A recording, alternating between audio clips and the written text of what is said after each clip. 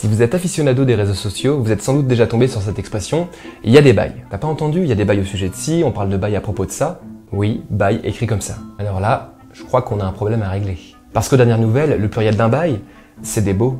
Pour ce dernier, on parle bien du terme désignant un contrat établi par une personne qu'on appelle le bailleur, donnant droit d'utilisation d'un objet à une autre personne, qu'on appelle généralement le preneur, en échange d'une certaine somme d'argent et pour une durée déterminée. Le meilleur exemple est celui du bail de location. Quand un propriétaire loue un appartement à un locataire qui loue lui-même cet appartement. Oui, parce que les deux louent en fait. Il y a des verbes comme ça, oui. On en parlera. On pourrait penser qu'il s'agit de deux termes distincts avec exactement la même orthographe au singulier, mais avec un sens différent, ceci justifiant l'emploi de deux variantes de pluriel. Mais non.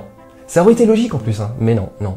Le bail du pluriel les bails peut signifier une affaire. Cette affaire peut désigner toute situation sociale impliquant des sentiments forts, bons ou mauvais, créant des interactions directes ou indirectes avec les protagonistes concernés. Alors oui, c'est joliment dit, mais en fait c'est juste des disputes, du flirt, de la drague, des tensions, des rumeurs, des ragots ou alors des relations sexuelles. Hein. Bah ouais, on dit bien je lui ai fait son affaire à lui, ou elle. Qu'on peut prendre dans le sens d'un règlement de compte par exemple, ou lorsqu'on conclut un rendez-vous avec beaucoup d'intérêt.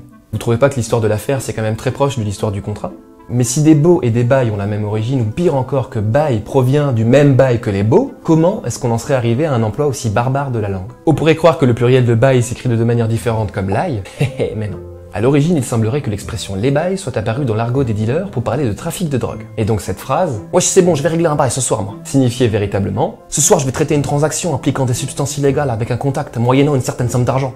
Wesh. Sans doute est-ce apparu dans leur langage s'imaginant conclure un contrat de gangster pour rendre la chose plus sérieuse, plus classe, plus Don Corleone. Je vais leur proposer un bail qu'ils ne pourront pas refuser.